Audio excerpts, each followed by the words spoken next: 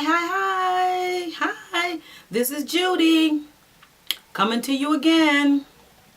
Yes, I am so excited about the topic that I will be talking about today. I want to share some personal information with you because I think some people are fearing something that they don't need to fear, and I just want to go over some things. I'm getting ready to have a colonoscopy.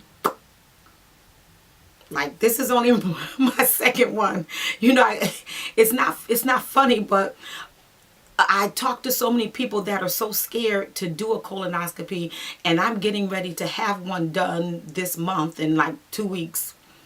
And I've had one done before, and I just wanted to kind of go over the steps because I want to help you with your fears about getting a colonoscopy and tell you how important it is for your body and for your health for you to get it, because it's very, very, very important. Well, where I'm going to start, I'm going to tell you some of the benefits of a colonoscopy. I already looked it up, and I'm going to just read some stuff to you. The many benefits of getting a colonoscopy. Let me maybe tell you what a colonoscopy is first. Let me look that up. What is a colon? The word colon just kind of tells you what it is. Okay, a colonoscopy is a procedure in which a flexible instrument is inserted in order to examine your colon. Okay, so a colonoscopy is where they examine your colon.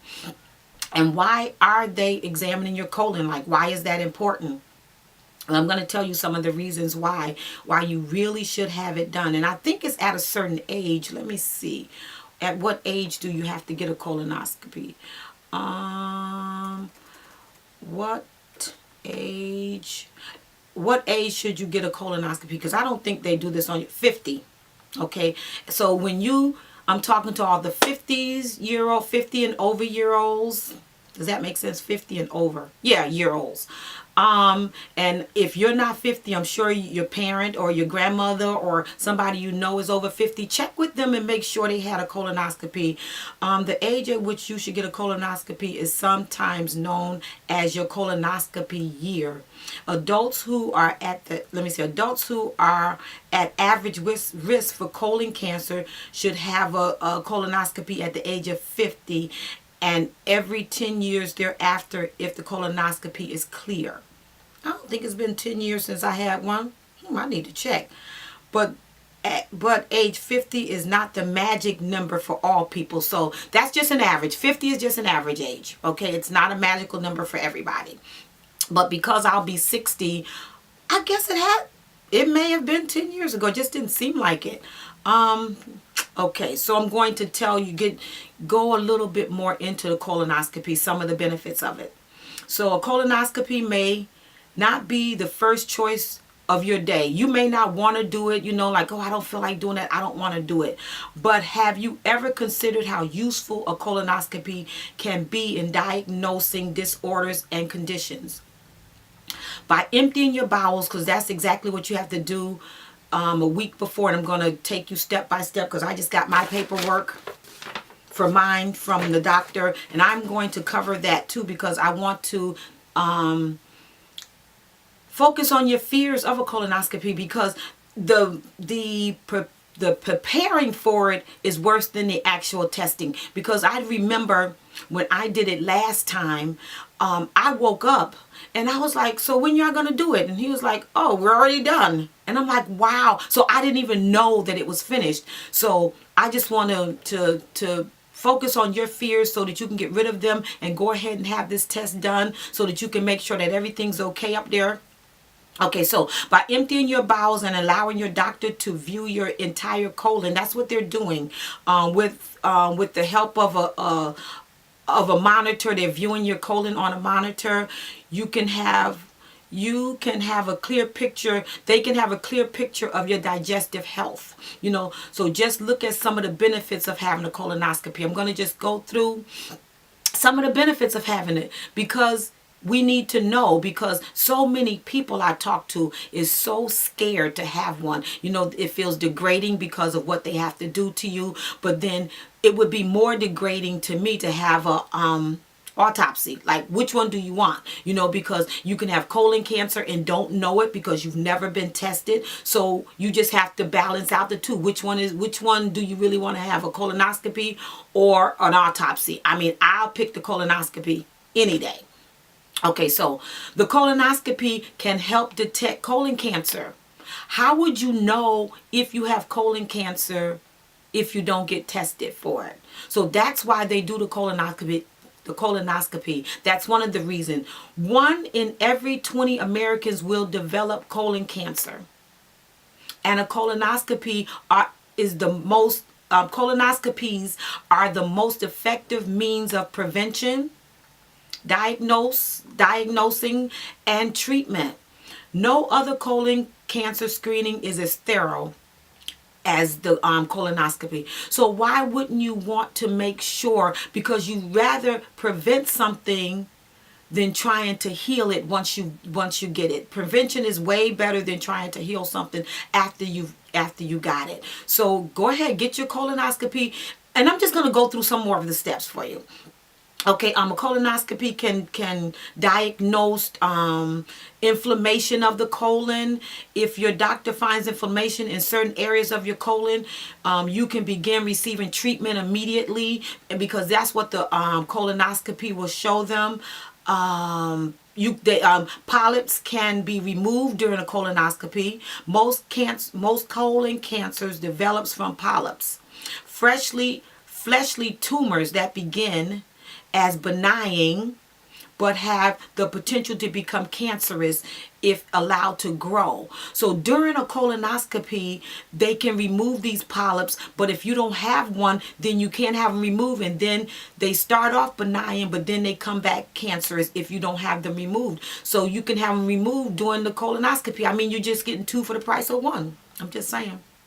You know, during the colonoscopy, your doctor can remove the polyps so that they can never become cancerous. So if they remove them, then you wouldn't have to worry about them becoming cancerous.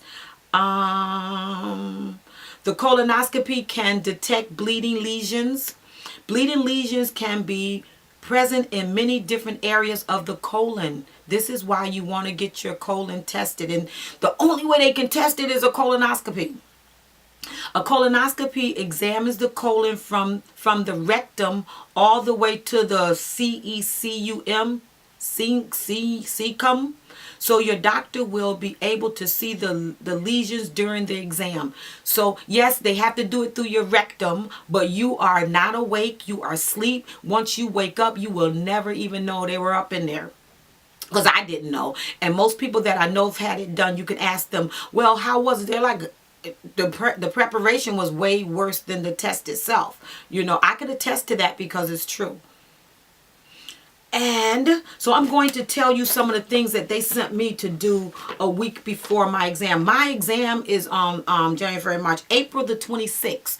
So I have to start a week prior getting ready for this exam. Like, oh, am I a little nervous? I'm not really nervous about the exam because I did that already.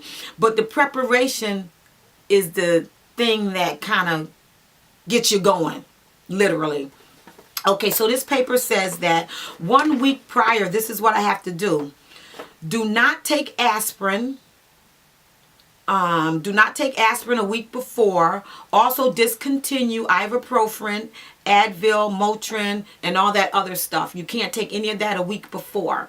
Do not take iron supplements a week before. You may be asked to stop. Oh, wait, my eye itch. There we go.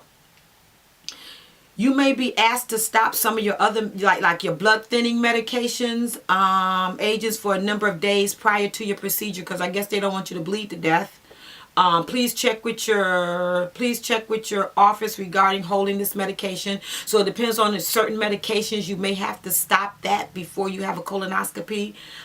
Continue all medications unless otherwise instructed. Now that's a week before. That's what I have to do, or that's what you would have to do also if you were going to have this colonoscopy, which you really should consider having. If you're 50 or older, you really need to check with your doctor.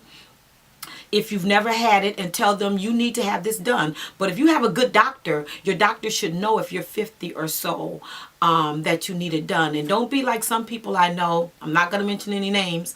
Your doctor will tell you you need it, and then you're too scared to do it, because anything could be going on in your colon and you won't know it. It's, you know, it's better to know what's going on, and then you can decide what you want to do with the information once you get it. But that's what your doctors are for. They're for the facts. Like, why do you, okay, listen, people. Why do you even go to the doctor if you're not going to do what the doctor tells you to do? If your doctor tells you you need a colonoscopy and you decide, I'm not taking that, then why are you even going to the doctor if you're not going to do what they tell you to do? Just saying what I'm saying. Okay, so that's 1 week prior. Now, 5 days prior, I guess the 1 week is 7 days, right? So 5 days prior, you have to stop eating all raw fruit, vegetables, nuts, seeds, and fish oil. Y'all, that's all I eat. I'm like, what am I going to eat 5 days before this exam? Like, all I eat is fruits, vegetables, nuts, and seeds. Like, I guess it's water. I don't know what I'm going to do. I'm going to figure it out, because I'm going to do what this paper tells me. But dog, dang, 5 days, I don't know what I'm going to be eating. But you can't do any raw fruits. Oh, I guess raw fruits, vegetables, nuts, seeds, and fish oil. You have to stop doing those things 5 days prior. 1 day before the exam, do not eat any solid foods. Yikes. Like, I guess they really want to make sure you're nice and clear. Empty. Okay, follow a clear liquid diet for the entire day. See below, next page. Okay, so 1 day before, you have to go on a clear liquid diet. Now, after 5 p.m., I guess on that same day, mix the first dose of this stuff. I'm going to show y'all this stuff. I didn't even really open it yet. That you have to drink and what you have to do. Hold on. Let me open it. I'm trying to hold it up so you can see me open it, but that wasn't working. Okay. It's open. This is what's inside. This is what's inside. This is a, what is it? Bowel prep kit. That's funny. That's what it's called, a bowel prep kit. I got a little, I guess this is the mixing cup. I guess that's what that is. What is this? What is this? Bowel prep kit, oral solution, sodium. Oh my God, something. That's what's in here. Guess this is going to be the stuff that I'm going to be drinking. Oh, I think it's 2 of the same thing. Oh, because you're doing this for 2 days. Yes, yes. I think that's what the instructions said. So, are these the same? Yes, they're identical. They're the same. So, you're doing this 2 days. I guess it's 2 days before or something, whatever the instructions said. Actually, and that's all that's in the box. So, that's really not that bad. I'm going to try to get to... What am I going to try? The day of my exam, or maybe my preparation, depending on how bad I feel. I will maybe record some of my experience with this colonoscopy, like my preparation. I might. I don't know. It just depends on how. It just depends. But while, you know, I'm going to try to get my daughter to video at the doctor. I don't know. I'm going to try to come back, because I really want you to be comfortable with having a colonoscopy, because it's so, so, so very important, you know, to prevent colon cancer. Please, people, get a colonoscopy. You know, fear is of the devil, first of all. That's what fear is. There is absolutely nothing to fear. And I will come back after my exam and talk to you more about it, because then that way, because I don't know, since the last time I had it, did anything change? You know, is the procedure different? Will I know? Because the last time I didn't even know. I was waiting for them to do it and it was already done. So I'll come back. I'll do a part 2 to this and let you know exactly how it went. But don't fear this. Don't fear this, because it's very, very, very, very, very important, you know, for your health. And something else I want to share with you, my cookbook. my handy dandy healthy cookbook. If you live in my area, you can get it from me. But if not, you can get it on Amazon. My book is on Amazon, and feel free to go on Amazon and order it. I just want to read a little bit of my health journey, just in case you're not familiar with why I do this and why I'm so adamant about my health. I'm going to just read it to you. My health journey began November the 16th of November 2016. And what made the situation difficult was it was during the holidays. It was around the corner on Thanksgiving. I had a routine appointment with my doctor where he told me I was at high risk for heart attack and or stroke. I was prescribed Lipitor to treat the high cholesterol. I had it filled at my local pharmacy that day. Once I was home, I took one pill. In my mind, I felt no peace about taking that pill and about the whole situation that the doctor had told me. I was very distraught, and I cried all night. I never thought that I would hear my name associated with heart disease and stroke. The next day, I decided I have to take my health into my own hands. So the first thing I did, I prayed and I asked God for direction. I didn't know what to do. I didn't know, what to do, where to go, who to talk to. So I prayed. I said, God, I need direction from you. I need to know how to make this better. What do I do? So I started researching. Stroke and heart attack and Lipitor and foods that would restore my health, because I wanted it just that bad, because I want to live. I want to live long and I want to live strong. And so I decided that I will take my health into my own hands and control what I eat, so that when I go back to the doctor, I will never get that report again. So I looked around for healthy recipes, but they didn't satisfy my taste. Like some healthy recipes taste like cardboard. It didn't have any taste to it. So I had a follow-up appointment with my doctor, and I had a follow-up appointment with my doctor, and he told me that the Lipitor was helping, right? And then I told him that I wasn't taking the Lipitor. He was very upset at first when I told him that. He was upset because, he is the doctor. He's trying to help. And I just wasn't doing what he told me to do, so he got a little upset. But after a few months of changing my diet, I went back to that same doctor, because that's my doctor I've had for decades. I went back to him, and the doctor gave me a clean bill of health after just eating healthier and taking my health into my own hands just for a few months. It didn't take even a year, So if you're interested in improving your health, I want you to try some of these recipes in my book, because you know what? These are recipes that are tested and tried. I'm not just telling you this to sell a book. That's not my goal here, because I'm telling you this because I care about your health, and I love you, and I want you to love yourself enough to take your health into your own hands and stop putting into your body and into your temple, stuff that's killing you. Stuff that's making your limbs hurt and your body ache, and you're always feeling sick and tired and sick. You don't have to feel like that. You can feel healthy. Ever since 2016, I have more energy. I have no aches and pains. I will be 60 years old soon. Let me take my glasses off. I will be 60 years old soon. I am feeling better than I think I felt in years, simply because I am consciously eating. I am consciously going to my doctor and finding out what's going on inside my body, because I'm not a doctor. So I won't know what's going on inside of my body unless I go to a doctor and get the facts. So what I do once I go to the doctor and I get the facts, then I come home and I research. I'm like, oh, so you said I'm at high risk for heart attack. So I'm gonna need to research that and figure out, what can I do to make that better.